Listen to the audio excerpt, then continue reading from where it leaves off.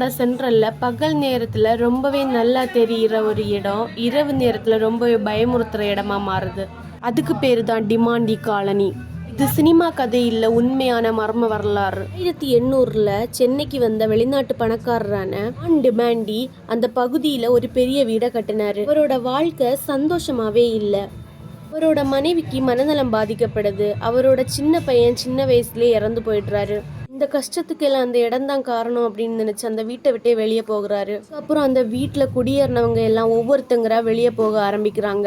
ஏன்னா இரவு நேரத்துல யாரும் அழுகிற மாதிரி சத்தம் கேட்கறதாகவும் காலடி சத்தம் கேட்கறதாகவும் கதவுகள் தானா திறந்து மூடுறதாகவும் நல்ல மிஸ்ட்ரியான விஷயம் அந்த இடத்துல நடந்திருக்கு. மெதுவா அந்த காலனி முழுக்க பரவி அந்த இடமே ரொம்ப வெறிச்சோடி போகுது.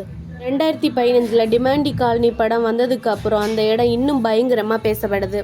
உண்மை என்ன அப்படின்னா, பேய் இருக்கிறதுக்கான எந்த ஒரு சான்றுமே கிடைக்கல. வரலாறும் மக்களோட நம்பிக்கை இந்த இடத்த மிஸ்ட்ரி ஆக்கிடுச்சு. நீங்க இரவு நேரத்துல இந்த டிமாண்டி காலனிக்குள்ள தனியா போவீங்களா அப்படிங்கிறத கமெண்ட்ல சொல்லுங்க.